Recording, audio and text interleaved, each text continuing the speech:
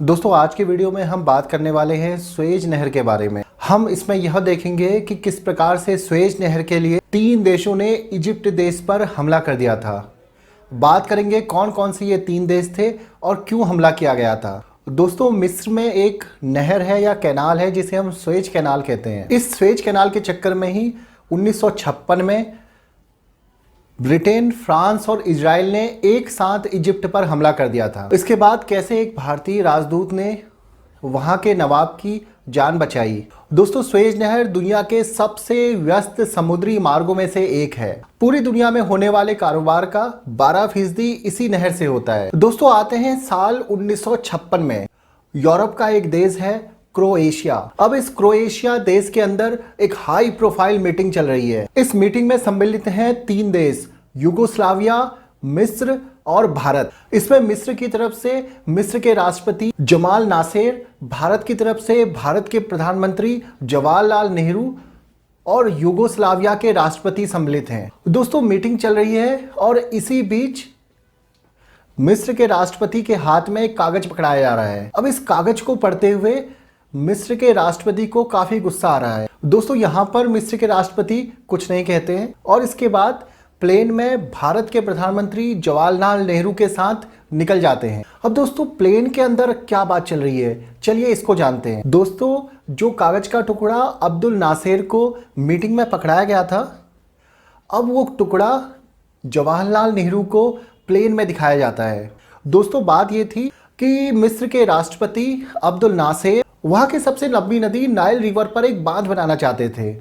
अब इस बांध के लिए वर्ल्ड बैंक से पैसा आना था, लेकिन अचानक से ही अमेरिका ने वर्ल्ड बैंक को पैसा देने से मना कर दिया। अब दोस्तों फंड रुक गया है तो बांध का काम भी रुक जाएगा। लेकिन दोस्तों ऐसा हुआ क्यों? आखिर अमेरिका ने अचानक से फंड को रिलीज करने में रोक क्यों लगा दी? दरअसल इसके पीछे की एक दूसरी कहानी है। इससे पहले हम सुएज नहर के बारे में बात करते हैं।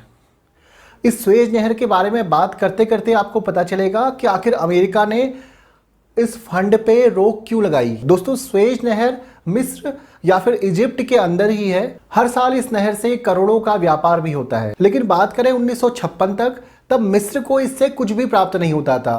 मतलब ये था कि सालों साल करोड़ों का व्यापार करने वाली ये नहर इजिप्ट देश के अंदर होकर भी इजिप्ट के पास इसके कमाई का 1 रुपया तक नहीं आता था। दोस्तों बात करते हैं कि अमेरिका ने मिस्र के राष्ट्रपति के प्रोजेक्ट पर रोक क्यों लगा दी थी। दरअसल अमेरिका मिस्र के राष्ट्रपति नासेर और सोवियत संघ की नजदीकियों से बहुत चिढ़ रहा था। इसीलिए उसने वर्ल्ड बैंक के फंड को रिलीज ही नहीं होने दिया। दोस्तों इस फंड के रोके जाने से इजिप्ट के राष्ट्रपति नासेर बहुत नाराज थे। दोस्तों मैंने जैसे पहले बताया, प्लेन में इनके साथ जवाहरलाल नेहरू बैठे हुए थे और अब जवाहरलाल नेहरू इस कागज के टुकड़े को पढ़ने के बाद अब्दुल नासेर की तरफ देखते हैं और सोचते हैं कि कहीं ये आवेश में आकर कोई बड़ा कदम ना ले ले। अब यहाँ पर मिस्र के राष्ट्रपति नेहरू को भरोसा दिलाते हैं कि उनका अमेरिका से पंगा लेने का कोई मन नहीं है। यहाँ पर नासेर कहते हैं कि चलो कोई बात नहीं, हमारे पास कुछ छोटे प्रोजेक्ट्स भी हैं, फिलहाल हम उनको ही डेवलप करेंगे। और इसके बाद नासेर अपने देश की राजधानी काहिरो और नेहरू दिल्ली लौट आते हैं। दोस्तों इसके बाद एक शाम को नेहरू को खबर मिलती है कि अब्दुल नासेर ने सुएज नहर के राष्ट्रीयकरण करने की घोषणा कर दी है। इसका मतलब ये हुआ कि सुएज नहर को अब सरकारी संपत्ति मान लिया जाएगा। दोस्तों नासेर ने एक रैली को संबोधित करते हुए ये घोषणा की थी। उन्होंने कहा था कि तुम्हारी पुरानी कंपनी की व्यवस्था अब खत्म हुई, सुएज नहर अब हमारे देश की अमानत है। और ये कंपनी कौन सी थी, ये मैंने आपको शुरू में बताया था। A new Middle East crisis arises as President Nasser of Egypt tells a wildly cheering crowd in Alexandria that Egypt has seized the internationally owned Suez Canal. His announcement touches off a rapid series of reprisals and counter-reprisals. Britain freezes all Egyptian funds, and Egypt retaliates with the same measures. France lodges a bitter protest and suggests military action. दोस्तों अब ये खबर नेहरू सुन रहे हैं और सुनते ही वो शौक में जाते हैं, क्योंकि इस खबर का मतलब था कि अब इजिप्ट का ब्रिटेन और फ्रांस से युद्ध होना तय था। अब आप सोच रहे होंगे कि सुएज नहर इजिप्ट में थी तो बाकी के 3 देश यहाँ क्या कर रहे थे और इस नहर का राष्ट्रीयकरण किया ही क्यों जा रहा था। दरअसल इस नहर से जितना भी कारोबार होता था उसका सारा पैसा इन्हीं 3 देशों की कंपनियों को जाता था। मिस्र को बदले में कुछ भी नहीं मिलता था। और ऐसा होता भी क्यों था, इसके लिए हमको सुएज नहर का इतिहास देखना होगा। दोस्तों, सुएज नहर साल 1869 में बनकर तैयार हुई थी। अब ये बनाई इसलिए गई क्योंकि भूमध्य सागर और भारतीय महासागर या हम कहें हिंद महासागर के बीच में कोई सीधा रास्ता नहीं हुआ करता था। व्यापार के लिए जहाज़ों को पूरा अफ्रीका महाद्वीप का चक्कर लगाकर आना पड़ता था, जिसमें समय तो जाता ही था, साथ में बहुत सारे संसाधनों का भी इस्तेमाल करना पड़ता था। अब देखिए, यहाँ पर एक तरकीब निकाली गई। इजिप्ट से एक नहर बनाई गई। इस नहर का काम मिला सुएज कैनाल कंपनी को, जिसमें ब्रिटेन और फ्रांस के निवेशकों का पैसा लगा हुआ था। इसमें कुछ पैसा इजिप्ट का भी था, लेकिन कुछ सालों बाद इजिप्ट ने अपनी हिस्सेदारी ब्रिटेन को बेच दी थी। देखिए, पूरे इजिप्ट में धीरे धीरे ब्रिटेन का कंट्रोल हो गया और इसके बाद साल 1936 में ब्रिटेन ने इजिप्ट का प्रशासन छोड़ दिया, लेकिन सुएज कैनाल पर ब्रिटेन ने अपने 90,000 सैनिकों को तैनात रखा। लेकिन इसके बाद द्वितीय विश्व युद्ध शुरू हो गया और इसके बाद ब्रिटेन की माली हालत धीरे धीरे खराब होने लगी, तो उसने अपने 90,000 सैनिकों को वापस बुला लिया और सुएज कैनाल को मिस्र को सौंप दिया। अब यहाँ पर मिस्र को केवल सुएज कैनाल का प्रशासन सौंपा गया था, परंतु जितनी भी आय होती थी वो ब्रिटेन और फ्रांस के बीच में बांटी जाती थी। अब दोस्तों, ब्रिटेन और फ्रांस का हिस्सा इस कैनाल में था और आमदनी भी ब्रिटेन और फ्रांस को ही जाती थी।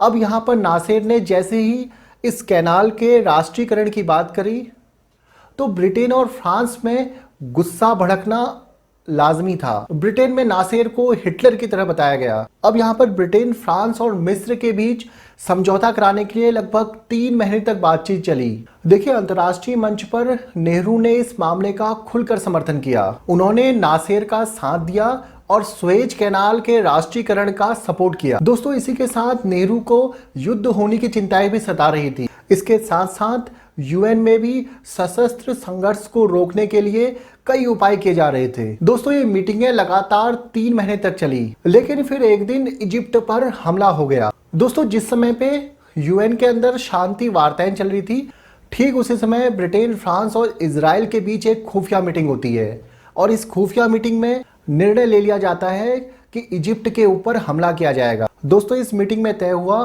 कि इजराइल सबसे पहले मिस्र पर हमला करेगा और मिस्र इसका विरोध करेगा। इसके बाद ब्रिटेन और फ्रांस इस युद्ध को रोकने के बहाने युद्ध में सम्मिलित हो जाएंगे और फिर इजराइल, ब्रिटेन और फ्रांस, ये तीनों देश मिस्र पर हमला करेंगे। दोस्तों, इस पूरी प्लानिंग में यह भी सोचा गया था कि नासिर के खिलाफ जनता का आक्रोश वैसे ही ज्यादा है, तो युद्ध होगा तो जनता नासिर का साथ छोड़ देगी, परंतु इसका बिल्कुल उल्टा हो गया। जनता ने भरपूर तरीके से मिस्र के राष्ट्रपति का साथ दिया। दोस्तों, इस युद्ध के दौरान एक दिलचस्प किस्सा भी हुआ था। दोस्तों, मिस्र का फ्रांस, ब्रिटेन और इजराइल के साथ युद्ध चल रहा है और उसी समय मिस्र के राष्ट्रपति आधी रात में अपने घर से निकल पड़ते हैं और ये जाते हैं भारतीय राजदूत के यहाँ, जिनका नाम था अली यावर जंग। दोस्तों, यावर जंग के साथ मिस्र के राष्ट्रपति के अच्छे रिलेशन थे और यावर जंग को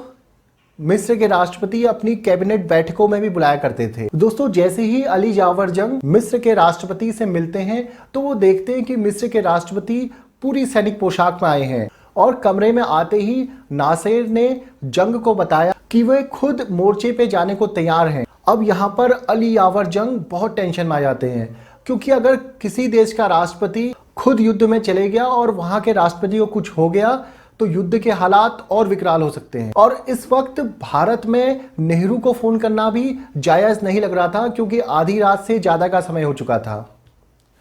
अब अली यावर जंग इस पूरे प्रकरण को अपने हाथ में लेते हैं। वे राष्ट्रपति नासिर को रात भर अपनी बातों में उलझाए रखते हैं और इसी बीच सुबह हो जाती है और इत्तेफाक से सुबह तक युद्ध विराम की घोषणा कर दी जाती है। दोस्तों, इस युद्ध विराम के पीछे अमेरिका का हाथ था। अब यहाँ पर सोवियत संघ बार बार अमेरिका को धमकी दे रहा था कि अगर ये युद्ध नहीं रुका गया तो वो परमाणु हथियार लेकर युद्ध को रोकने आ जाएगा। बात की गंभीरता को देखते हुए अमेरिका ने ब्रिटेन, फ्रांस और इजराइल से सीधे कह दिया था कि अगर ये युद्ध नहीं रोका गया तो इन पर कड़े प्रतिबंध लगाए जाएंगे और इसी वजह से इजराइल, ब्रिटेन और फ्रांस की सरकार ने युद्ध विराम की घोषणा की। दोस्तों इसके बाद इजिप्ट में यूएन की शांति सेना भेजी जाती है।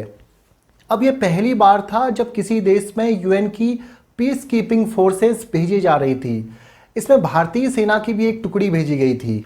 इसके बाद यूएन की निगरानी में इजराइल, ब्रिटेन और फ्रांस की सेनाओं को मिस्र से बाहर निकलना पड़ता है और स्वेज नहर पर इजिप्ट का कब्जा बरकरार रहता है। दोस्तों आज का वीडियो आपको कैसा लगा मुझे कमेंट बॉक्स में जरूर बताइएगा।